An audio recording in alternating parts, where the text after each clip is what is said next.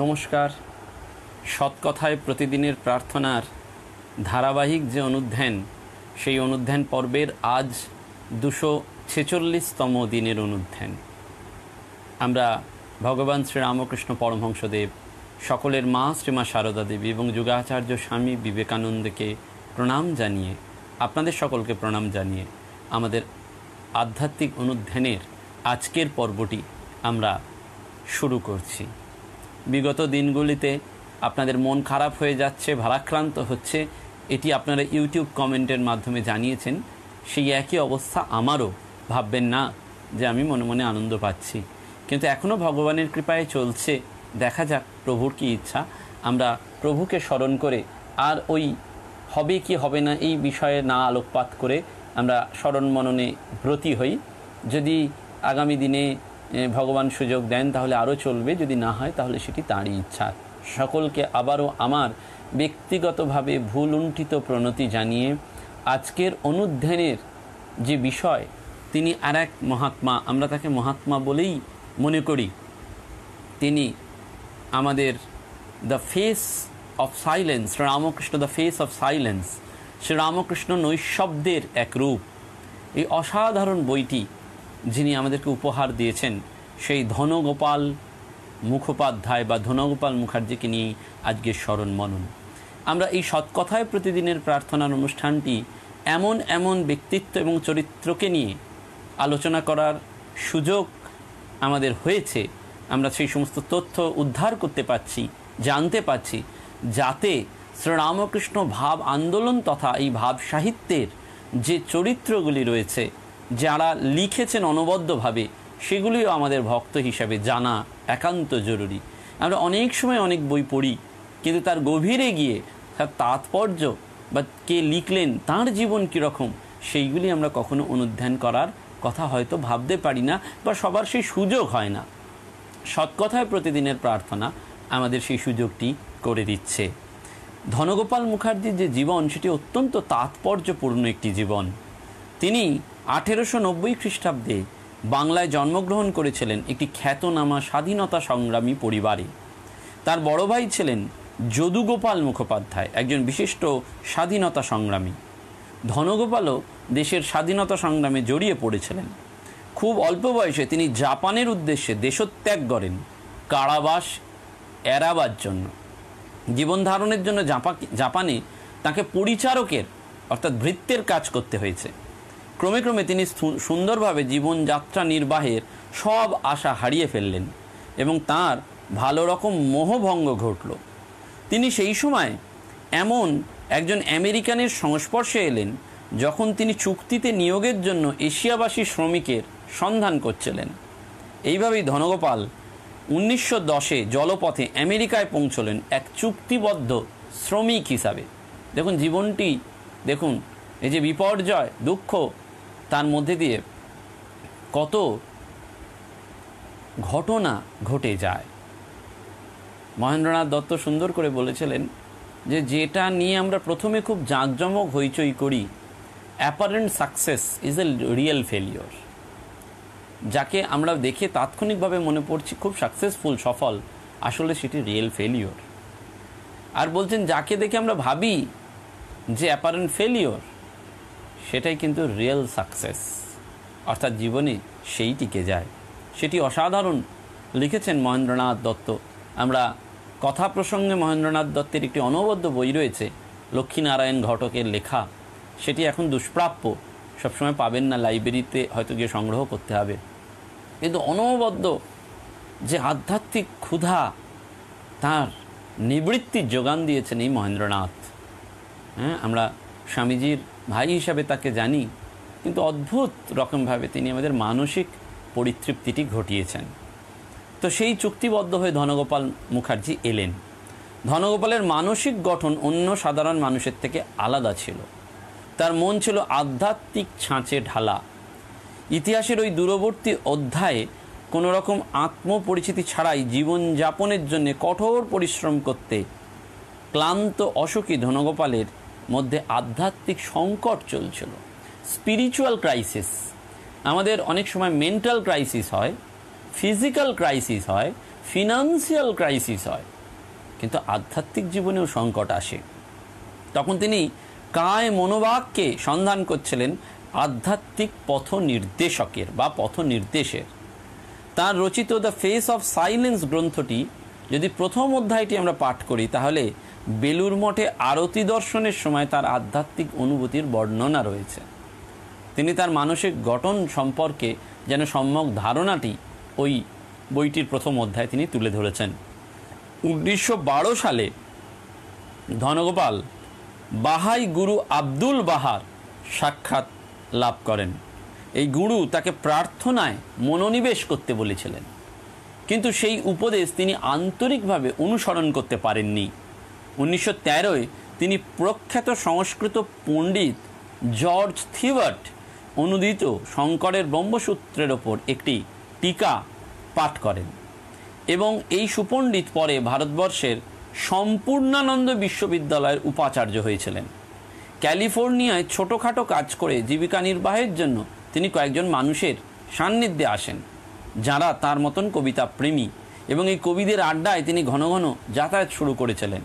তাৎক্ষণিক আবৃত্তিতে তার সহজাত দক্ষতার জন্য তিনি প্রশংসিত হয়েছিলেন। বঙ্গদেশে তার এই উচ্চমানের ইংরেজি শিক্ষার দরুন তিনি স্মৃতি থেকে দীর্ঘ সব ইংরাজি এবং আমেরিকান কবিতা আবৃত্তি করতে পারতেন, যেমন মিল্টনের প্যারাডাইস লস্ট।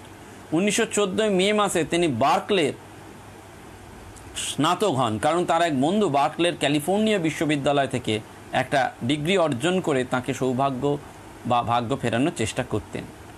1914 ধনগোপাল লেল্যান্ড ট্রান্সফোর্ড বিশ্ববিদ্যালয়ে দর্শনের সহকারী অধ্যাপক হিসাবে কাজ শুরু করেছিলেন। ওই সময় স্বামী বিবেকানন্দের বিশেষ বন্ধু জোসেফিন ম্যাকলাউডের সঙ্গে তার সাক্ষাৎকার হয়। ধনগোপালের পুত্র পূজনীয় স্বামী তথাগতানন্দ মহারাজকে বলেছিলেন যে তার বাবা অল্প বয়সেই ভারতে স্বামী বিবেকানন্দের কথা শুনেছিলেন। মিস ম্যাকলাউড স্বামীজি সম্পর্কে তার আগ্রহ উস্কে দিয়েছিলেন এই বলে যে স্বামীজি নিজেকে দ্বিতীয় শঙ্কর বলতেন। এই কথা ধনগোপালের মনে গভীর রেখাপাত করে, কারণ তিনি শঙ্করের একজন অনুরাগী ভক্ত ছিলেন। মিস ম্যাকলাউড, যাকে আদর করে জোজ বা ট্যান্টিন বলা হতো, তিনি অনুভব করলেন স্বামী বিবেকানন্দের বাণী ও মিশন বিশ্বব্যাপী ছড়িয়ে দেবার দায়ভার তার উপর রয়েছে, এবং সেই ভার খানিকটা লাঘব করতে পারেন ধনগোপাল। তিনি তার ভাইজি অ্যালবার্টাস স্টাজেস মন্টেগুকে অধ্যাপক মুখার্জির উপর রামকৃষ্ণ বিবেকানন্দের রূপান্তর শক্তির প্রভাব সম্বন্ধে লিখলেন। তিনি লিখলেন, ধনগোপাল আধ্যাত্মিক ভাবগ্রাহী, মেধা ও শক্তি যা স্বামীজির আদর্শে বহ্নিমান, যদিও এই স্বামীজিকে তিনি কখনো দেখেননি। তিনি একবার লিখেছিলেন, স্বামী বিবেকানন্দের পর ধনগোপালই ভারতবর্ষকে আমেরিকার কাছে যথাযথভাবে তুলতে পেরেছেন। 1914 সালে তার বোনকে লেখা একটি চিঠিতে ম্যাকলাউড স্বীকার করেছিলেন যে আমি অধ্যাপক মুখার্জির মধ্যে ভারতবর্ষের একটি নতুন প্রকাশ দেখেছি। অত্যন্ত উজ্জ্বল এবং সরল মানসিক গঠনের এই মানুষটির কাঁধে ভারতবর্ষের প্রতি আমার দায়িত্বভারের অনেকখানি যেন বর্তে গেল সহসা। আধ্যাত্মিক শিক্ষার জগতে ভারতবর্ষের স্থান, যাকে সারা পৃথিবীর কাছে স্বামী বিবেকানন্দের একটি অমূল্য দান বলা যেতে পারে, সেই ধারণাটিকে যথাযথ স্থানে পৌঁছে দেওয়ার জন্য এই যুবকটি যেন পূর্ব নির্ধারিত ছিলেন। কয়েকদিন পরে তিনি আবার আলবার্টাকে লিখলেন, স্বামীজি আমার অন্তরে যে সমস্ত সম্পদ ঢেলে দিয়েছিলেন সেসব আমি অন্তর উজাড় করে ধনগোপালের মধ্যে ঢেলে দিয়েছি। এখন আমার কাজ শেষ হয়েছে, আমি অনেকখানি হালকা বোধ করছি। অর্থাৎ অদ্ভুতভাবে এই জোসেফিন ম্যাকলাউড ধনগোপালকে যেন আরেকটি উন্নত জীবন, সেই মার্গের দর্শনটি দিয়ে দিলেন। ধনগোপাল মুখার্জির প্রথম আমেরিকান উপন্যাস কাস্ট অ্যান্ড আউটকাস্ট, সেটি হচ্ছে নিজের আত্মার আলোড়িত হওয়ার বৃত্তান্ত। এই বইটি প্রকাশের সাথে সাথে বহু পাঠক তার সমাদর করেছিলেন এবং তাকে সাহায্য করতে একটি সাহিত্যকর্ম রচনার অগ্রিম দেওয়ার জন্যও কেউ কেউ এগিয়ে এসেছিলেন। অতঃপর তিনি ফ্রান্সে চলে গেলে অত্যন্ত কম খরচে জীবিকা নির্বাহ করার জন্য, কিন্তু সেখানেও দেখা গেল তিনি ব্রাত্য।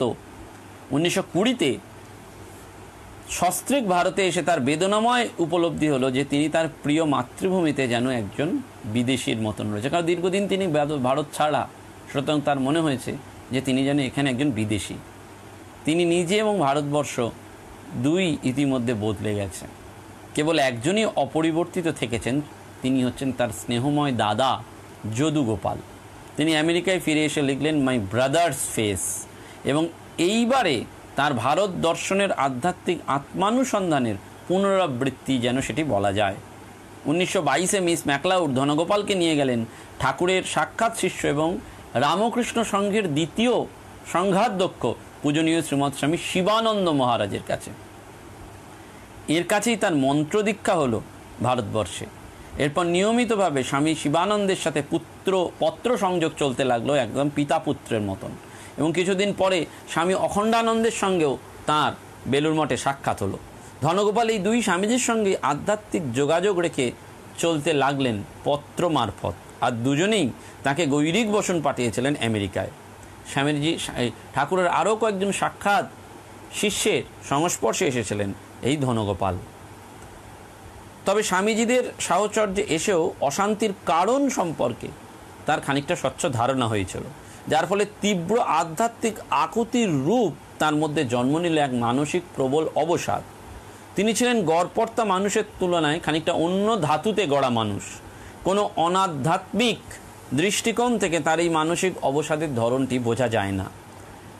সমস্ত ইচ্ছা এবং শক্তি দিয়ে যিনি ঈশ্বরকে আকাঙ্ক্ষা করেন এবং তার দর্শনের প্রতীক্ষায় উন্মুখ হয়ে থাকেন, এমন একজন উচ্চতর আধ্যাত্মিক প্রেক্ষাপট থেকেই তাকে বোঝা যায়। তিনি ছিলেন এক মনোরম দ্বীপ যা আনন্দ সাগরে বিলীন হতে চায়, এবং শিশুদের জন্যে তার অনবদ্য রচনা ছিল। সেটির মধ্যে ছিল গে নেক, তারপরে উল্লেখযোগ্য visit India with me, caste and outcast, my brother's face আরও। এবং এই নৈশব্দের যে মুখ, দ্য ফেস অফ সাইলেন্স, ঈশ্বরের জন্য তার এই অন্তঃসলীলা যে আকুতি, সেটি এমন একজনকে খুঁজে পাওয়ার জন্য তাকে প্রায় দুর্ভিক্ষ পীড়িত করে তুলেছিল। অর্থাৎ দুর্ভিক্ষ পীড়িত সময় মানুষ যেমন হাহাকার করে এক মুঠো অন্যের জন্য, এর মধ্যে ঈশ্বর দর্শন বা ঈশ্বর লাভের সেই আকুতিটি। অর্থাৎ তার এই যে জীবনটিকে গড়ে নেওয়ার জন্য যখন আকুল হচ্ছেন, তখন তিনি এমন একজনের সন্ধান পেলেন যিনি ভগবান শ্রীরামকৃষ্ণকে শুধু দেখেইছেন না, তার সাথে সঙ্গ করেছেন, এবং তিনি এই ধনগোপালের জীবনটিকে যেন পুনরায় গেঁথে দিলেন। মাস্টারমশায়ের সঙ্গে তার সাক্ষাৎ হলো, এবং তার ফলেই এই দ্য ফেস অফ সাইলেন্স এই বইটির জন্ম হলো। শ্রীমতাকে জিজ্ঞেস করেছিলেন তিনি শ্রীরামকৃষ্ণের ইতিহাস না জীবন গাথা কিসের সন্ধান করছেন।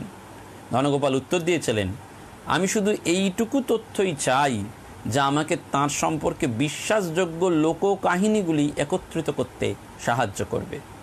তার উত্তরে শ্রীরামকৃষ্ণের জীবনীকারের কাছ থেকে তাৎক্ষণিক মন্তব্যটি পাওয়া গিয়েছিল, ভালো, শ্রীরামকৃষ্ণদেবকে নিয়ে লোককাহিনীগুলো একত্রিত করা হয়নি এখনও। আমি যেসব প্রামাণ্য তথ্য লিপিবদ্ধ করেছি সেসবের তুলনায় এগুলিতে রয়েছে তার সম্পর্কে আরও অনেক বেশি সত্য। লোককাহিনী হলো সত্যের পানপাত্র।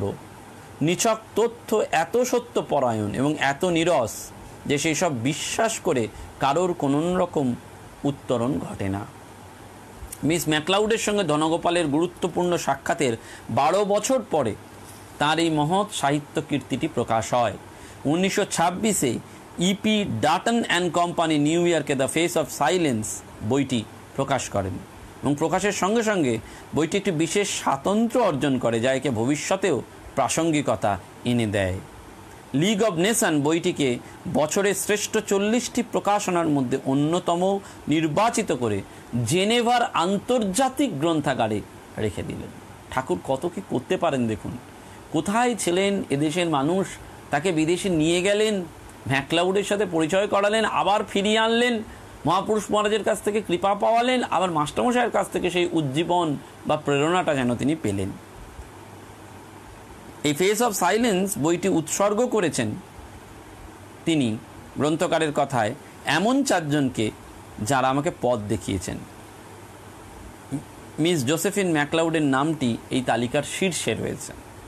প্রথম প্রকাশের পর প্রবুদ্ধ ভারতের জানুয়ারি 1927 সংখ্যায় এর সমালোচনা পাওয়া যায়, এবং 27 সেপ্টেম্বর 2005-এ ধনগোপালের পুত্র এক দূরাভাস কথোপকথনে বলেছিলেন স্বামী শিবানন্দ এবং অখণ্ডানন্দ মহারাজ তাঁর বাবার বইটির প্রশংসা করেছিলেন। এবং লোকই কাহিনীর ক্ষেত্রে যা হয়েছে যে তথ্যপূর্ণ হওয়ার থেকেও বেশি কল্পনাশ্রয়ী এবং কাব্যধর্মী এই গ্রন্থ হয়েছে, যার ফলে পাঠকদের যে দৃষ্টি সেটি আকর্ষণ করেছে।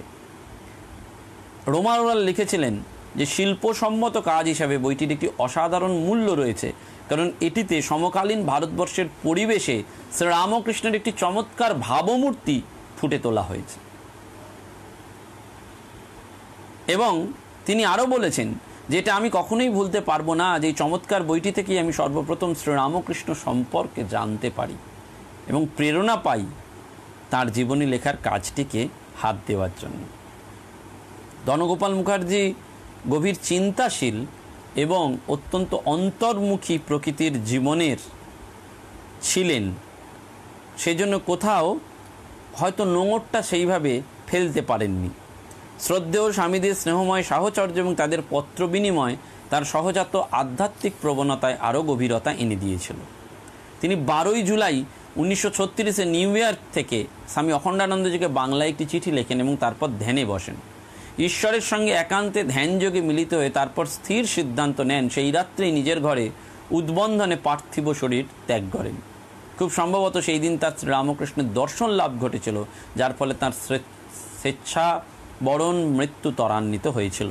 কিন্তু তার সহধর্মিনীর বিশ্বাস ছিল আধ্যাত্মিক শক্তির এক তীব্র আকর্ষণের মুহূর্তেই তিনি শরীর ত্যাগ করেন। 2004-এ 16ই সেপ্টেম্বর ধনগোপাল মুখার্জির পুত্রের কাছ থেকে একটি চিঠি পাওয়া যায়। সেখানে খুব সুন্দর করে একটি কথা বলা হয়েছে।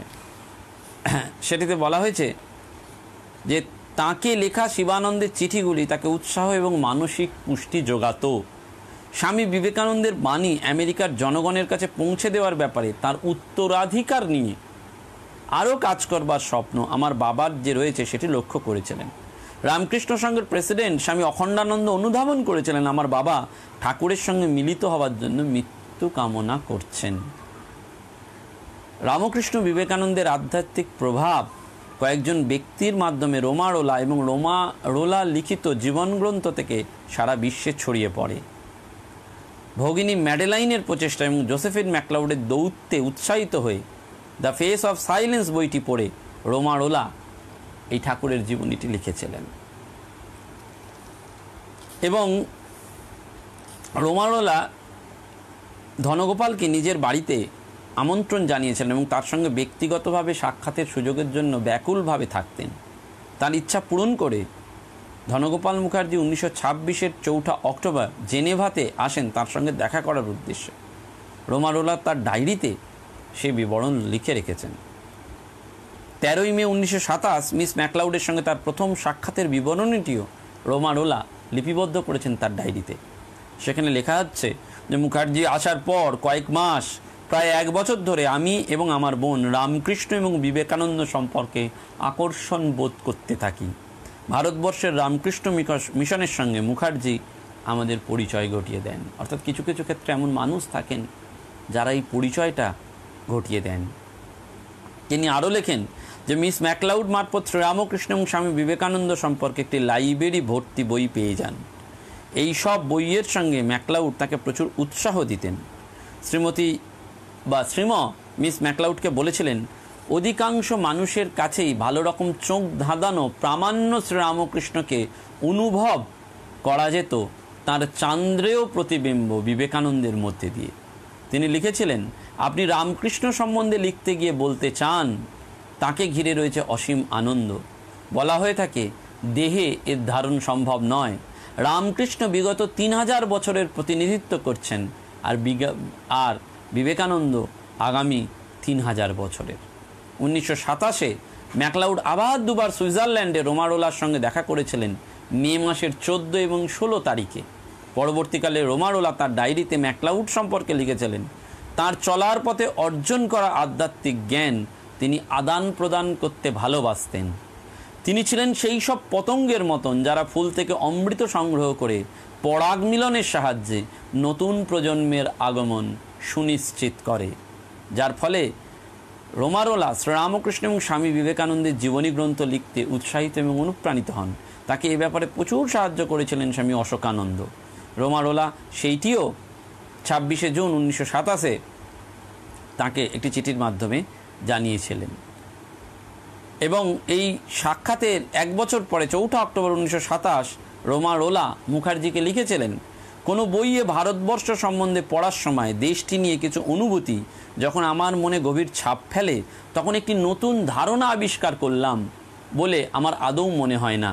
সেটি যেন আমার অন্তরের গভীরেই অবস্থান করছিল বলে আমার কাছে প্রতিভাত হয়। অনন্তকাল ধরে সেটি যেন আমার মনের গহন গভীরে খোদিত রয়েছে। ঈশ্বর নিজেকে সমগ্র মানবজাতির মধ্যে মুঠো মুঠো করে ছড়িয়ে দিয়েছেন। আমাদের বসুন্ধরা সেই বীজের অঙ্কুরোদ্গমের পক্ষে যথেষ্ট তৈরি নয়। কোথাও এই বীজ থেকে চারাগাছ ওঠে, কালে ফল প্রসব করে, কোথাও আবার সুপ্ত অবস্থাতেই রয়ে যায়। কিন্তু এই বীজ রয়েছে সর্বত্র এবং পর্যায়ক্রমে যা এক সুপ্ত ছিল তা জেগে ওঠে। কোনো জনগোষ্ঠী বা মানুষ একে বন্দি রাখতে পারে না। এ হলো প্রত্যেকের মধ্যে অবস্থিত অনন্ত জীবনের আগুন, একই আগুন, এবং সেই আগুনকে পরিতৃপ্ত করার জন্যেই আমরা জীবন ধারণ করি। অর্থাৎ এতটা ইন্সপায়ারিং, সেজন্য আমরা সত্যি সত্যি মনে হয় যে রোমারোলা পাশ্চাত্যের আধ্যাত্মিক আলোকপ্রাপ্তি ঘটাতে চেয়েছিলেন। তিনি সত্যের সেই সব অবতারদের গভীর অনুরাগী ছিলেন। তার আই উইল নট রেস্ট গ্রন্থে তিনি বলেছিলেন, যখন আমি বৌদ্ধিক তীর্থভ্রমণে ভারতবর্ষে যাই, তখন আমি যে শুধু অসীমকে ঘিরে সুস্থির স্বপ্নে ভারতীয় চিন্তাধারার পরিসমাপ্তি সেটি নিয়ে ফিরে আসি তাই নয়, আমি সেই সব মানুষদেরও সঙ্গে আনি যারা জানতেন স্বপ্ন থেকে কিভাবে শক্তি আহরণ করতে হয়, যারা পারতেন উত্তপ্ত কর্মক্ষেত্রে ঝাঁপিয়ে পড়তেন। এরা হলেন জনগণের রাখাল গান্ধী এবং নেতা বিবেকানন্দ। শ্রীরামকৃষ্ণের জীবনী গ্রন্থের শেষ দুটি অধ্যায়, the swan song and the river re-enters the sea, পাঠ করে একজন ভারতীয় পণ্ডিত বলেছিলেন, এগুলো এমন একজনের পক্ষেই রচনা করা সম্ভব যার শিক্ষা আমরা ভারতীয় জ্ঞানতত্ত্বে, যাকে বলি আর্য জ্ঞান বা সিদ্ধ দর্শন, তার সাহায্যে আলোকপ্রাপ্ত হয়েছে। অর্থাৎ এই যে তিনি লিখলেন, সে যেন সত্যি সত্যি একেবারে নিজে অনুপ্রেরণা পেলেন, অন্যকেও অনুপ্রাণিত করে দিয়ে গেলেন। এবং এই ফেস অফ সাইলেন্স সত্যি সত্যি আমাদের কাছে একটি এমন আদরণীয় বই যেটি পড়লে আমরা মুগ্ধ হয়ে যাই, এবং তার জীবনটিও অসাধারণ। রামকৃষ্ণ বিবেকানন্দ এই আন্দোলনে ধনগোপাল মুখার্জি আবিষ্কৃত যেসব তথ্য, সেটি ফ্রান্সে বসবাসকারী তার পুত্রের সম্পর্কিত ভাইয়ের কাছ থেকে ধনগোপালের পুত্র মারফতই পূজনীয় শ্রীমৎ স্বামী তথাগতানন্দ মহারাজ তিনি লিপিবদ্ধ করেছেন। এবং আরও তথ্য রয়েছে, সব নিয়ে আমাদের হয়তো এই সৎকথায় প্রতিদিনের প্রার্থনায় বলা সম্ভব নয়, কিন্তু এইটি আমরা স্মরণ করে নিই যে এমন একজন জীবন যিনি সত্যি সত্যি এই ভারতবর্ষে এসে তার ভেঙে চুরে যাওয়া জীবনটিকে যেন গড়ে নিলেন। ভারতবর্ষ এইটি পারে, ভেঙে চুরে যাওয়া মনটিকে একেবারে নতুন করে তৈরি করে দেয়। এবং সেই জন্যেই এই ভারতবর্ষ এক আভাসিত আলোর সন্ধান দেয়, যে আলোর মধ্যে দিয়ে আমরা সত্যি সত্যি এগিয়ে যাই, এবং যে এগোনোর মধ্যে থাকে আমাদের যেন কোনো হিসেব নিকেশ নয়, যে আলোর মধ্যে থাকে আমাদের প্রজ্বলিত প্রজ্ঞার এক জাজ্জল্যমান দীপ্তি। সেই দীপ্তিতে যদি আমরা সত্যি সত্যি মজে যাই, তাহলে নিজেরা তো দীপ্তিমান হই, এবং অন্যকেও সেই আলোক দেওয়ার যে সামর্থ্য সেইটুকুও যেন লাভ করি। সকলকে আমার আন্তরিক শ্রদ্ধা জানিয়ে আজকের এই অনুষ্ঠান এখানেই শেষ করলাম। নমস্কার, ধন্যবাদ।